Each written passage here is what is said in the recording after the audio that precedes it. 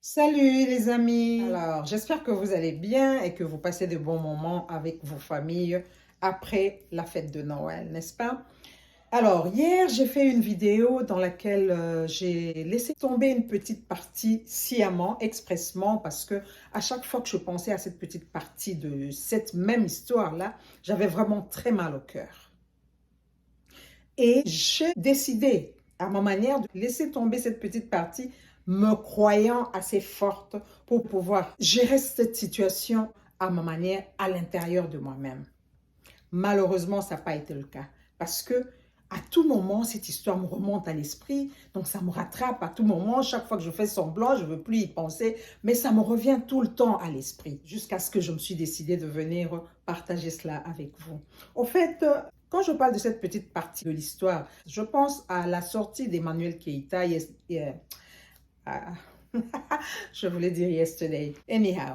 Et donc, à un certain moment, elle était dans des émotions, et par moments, elle était dans tous ses états, elle a commencé à pleurer, et donc c'était sa façon de s'exprimer.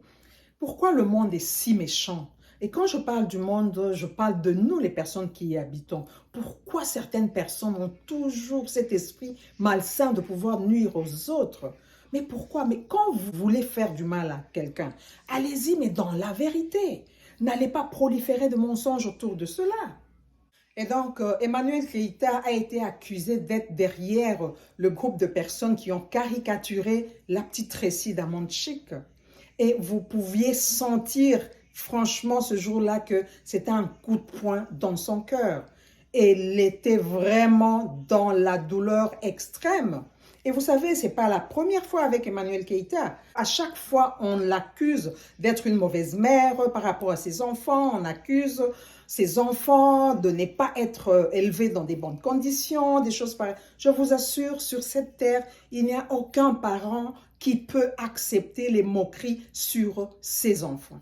Jamais. Quand bien même, elle-même, Coach Amonchi, qui lui arrive de pleurer devant les gens. Il y a quelque temps ici, elle avait pleuré. Je ne sais plus trop bien la raison pour laquelle elle avait pleuré, mais je l'ai déjà vue couler des larmes devant sa communauté. Et dernièrement, quand on a parlé de son mari, Papa Caviar, qui serait vigile, ce jour-là, elle n'a pas pleuré, mais quand elle en parlait, on pouvait sentir vraiment cette douleur. Bien que par moments, elle a passé cela comme dans l'humour, comme cela, mais on sentait cette douleur qui était derrière cet humour-là. Papa Caviar, vigile, le papa... Non, mais elle en souffrait.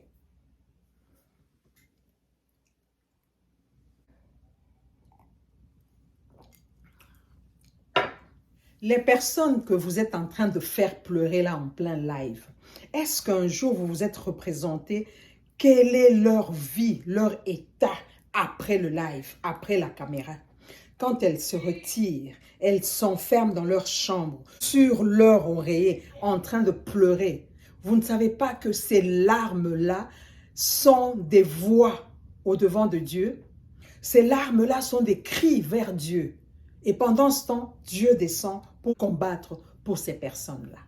Et si ces personnes ont été blessées sur la toile, se sont senties attaquées sur la toile, c'est normal que ces mêmes personnes reviennent sur la toile pour s'exprimer, pour revendiquer, n'est-ce pas? Il n'y a rien d'anormal à cela. Donc, souffrez de les voir venir s'exposer devant vous là où elles ont été blessées.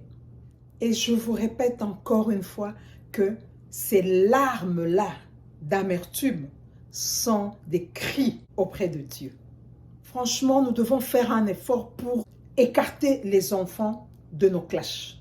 Chaque fois que vous avez un clash avec quelqu'un, terminez, attaquez-vous à la personne directement, mais laissez les enfants à l'écart de nos clashs. Les enfants, les maris, les époux, les épouses, à l'écart de nos clashs. Il ne faudrait pas tout mélanger. Aucun parent ne peut accepter cela. Vous savez, on ne s'attaque pas à tout le monde. Il y a de ces personnes-là qui ont ce grand privilège de Dieu en elles. Ce qui veut dire que leur destinée est entre les mains de Dieu. Ce qui fait que même si vous leur faites du mal, c'est Dieu qui viendra combattre pour ces personnes-là. Oui, ces mêmes personnes-là, que vous dédaignez, ces mêmes personnes-là que vous négligez, que vous méprisez, ce sont ces mêmes personnes-là qui crient vers Dieu et Dieu descend venir combattre pour elles. C'est pour cela que vous voyez certaines personnes à qui vous avez fait du mal, elles se rétractent, elles sont calmes pendant que Dieu en silence est en train de combattre pour elles. Ce qui fait qu'un jour, vous allez rencontrer des difficultés dans votre vie et vous commencez à vous poser des questions, mais pourquoi moi? Pourquoi ça m'arrive à moi? Qu'est-ce que j'ai fait à Dieu? Vous avez déjà même oublié ce que vous aviez fait à certaines personnes, les bénis de Dieu. On ne s'attaque pas à tout le monde. Et surtout, ne vous attaquez pas aux enfants et encore moins aux époux, épouses. Terminez votre clash entre vous. Ne venez pas immiscer d'autres personnes entre vous. En tout cas, faisons un grand effort pour laisser les enfants, sécurisons nos enfants. Sécurisons nos enfants. Il n'y a pas très longtemps ici, il y avait un autre problème avec les enfants de Lawson Créa. Laissons les enfants à l'écart de nos clashs, s'il vous plaît. Abandonnons cette haine, cette méchanceté, cette jalousie et donnons de l'amour autour de nous. Just spread love, s'il vous plaît. Laissons tomber cet esprit de vouloir toujours nuire aux autres, faire du mal aux autres, intentionnellement et d'une manière fortuite. Ça ne sert à rien. Dieu va nous punir pour rien. Quand le karma vient vous ramasser, vous commencez à vous poser des questions. Voilà un peu ce que je voulais partager avec vous, guys. Ainsi, je vous laisse et je vous dis bonne année à vous et just spread love. Donnons de l'amour autour de nous. Merci beaucoup. Bisous là-bas. Bye bye.